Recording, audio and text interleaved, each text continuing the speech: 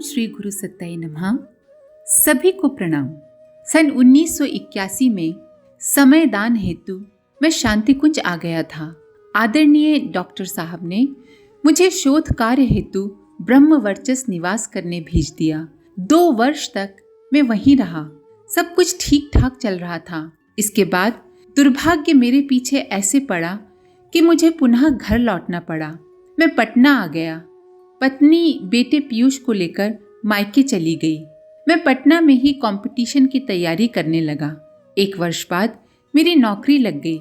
नौकरी लगने पर मैंने अपनी पत्नी और अपने बेटे पीयूष को अपने पास बुला लिया। वहां आकर पत्नी ने एक हृदय विदारक घटना सुनाई, जिसे सुनकर पूज्य गुरुदेव के प्रति श्रद्धा और परिपुष्ट हो गई। उसने बताया कि एक दिन मैं आंगन में पत्थर के कोयले का चूल्हा जलाकर घर के भीतर कुछ काम करने लगी। सुबह का समय था, लगभग 8 बजे होंगे। 10 वर्षीय पीयूष वहीं आंगन में खेल रहा था। खेलते खेलते अचानक वो असंतुलित होकर चूल्हे में गिर पड़ा। चूल्हा धधक रहा था। प्रचंड अग्नि ज्वाला उससे उठ रही थी। कुछ देर में पीयूष दौड़ते दौड़ते घर के अंदर माँ के पास पहुंचा और कहने लगा, मम्मी, मैं आज धधकते चूल्हे में गिर पड़ा था। एक क्षण के लिए तो माँ सन्न रह गई। फिर ध्यान से बच्चे को देखने लगी, पर न तो उसे फफोले दिखाई पड़े और न ही जलने के दाग धब्बे। उसने अविश्वसनीय स्वर में बच्चे को डांटा और कहने लगी, तू झूठ बोल रहा है। जो आग में गिरेगा उसके शरीर में कहीं तो फफोले और जलने के निशान होने चाहिए। तुम में तो वैसा कुछ भी नहीं है। पीयूष बोला, माँ, मैं सच कह रहा हूँ। मैं जैसे ही चूल्हे में गिरा तभी हरिद्वार वाले नाना जी ने गोद में उठा लिया और फिर नीचे रखते हुए कहने लगे, जा माँ के पास जा। और मैं आपके पास आ गया। हमारा बेटा पीयूष पूज्य गुरुदेव को हरिद्वार वाले नाना जी कहकर पुकारता था। इस प्रकार अग्नि उसका कुछ नहीं बिगाड़ सकी और वो दूसरा प्रहलाद साबित हुआ। प्रस्तुति शैलेंद्र सिंह, पटना, बिहार। उन दिनों मानसिक रूप से मैं बराबर अशांत रहा करता था। गांव के ही लड़ाई झगड़ों के मामले में मेरे ऊपर उस समय मुकदमा चल रहा था।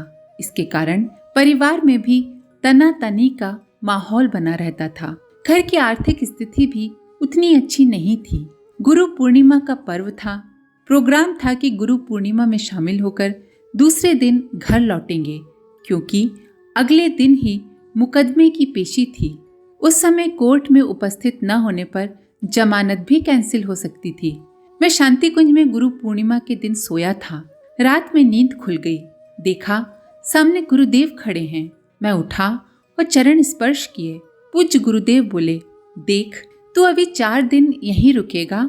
इधर उधर की बेकार की चिंताओं को गायत्री माता को समर्पित कर ध्यान साधना में अपना मन लगा। इसके बाद गुरुदेव अंतर ध्यान हो गए।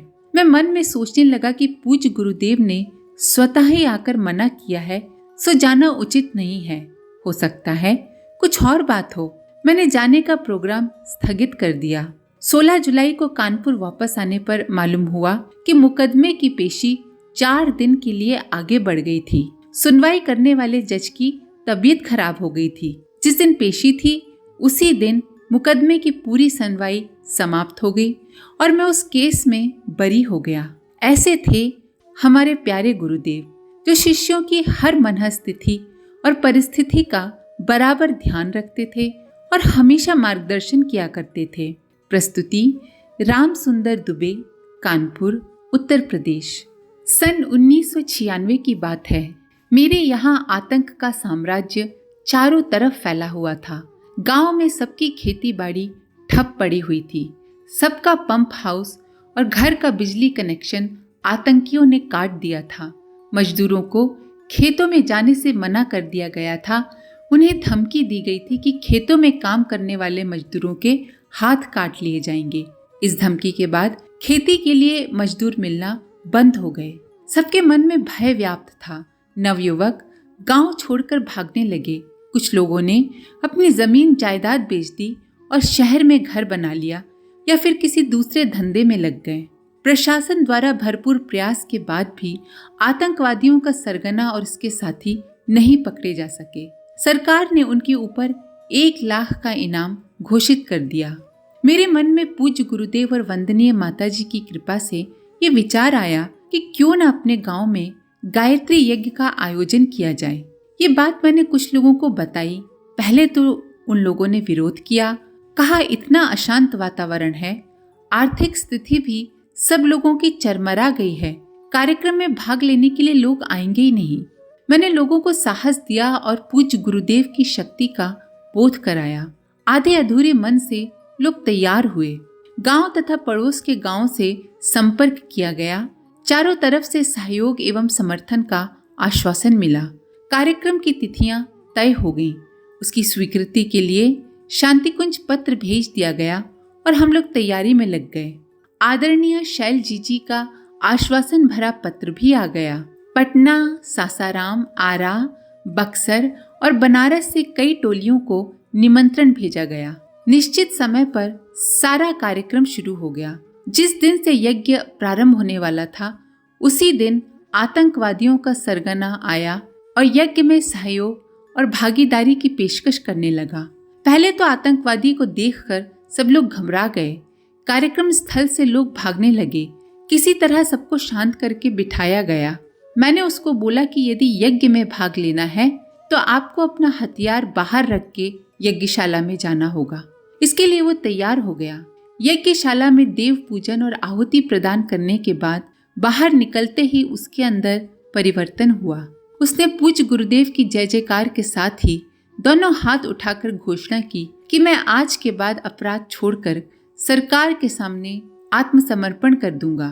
कुछ दिन बाद आईजी बिहार, एसपी बक्सर और थाना इंचार्ज राजपुर के समक्ष उसने आत्मसमर्पण कर दिया।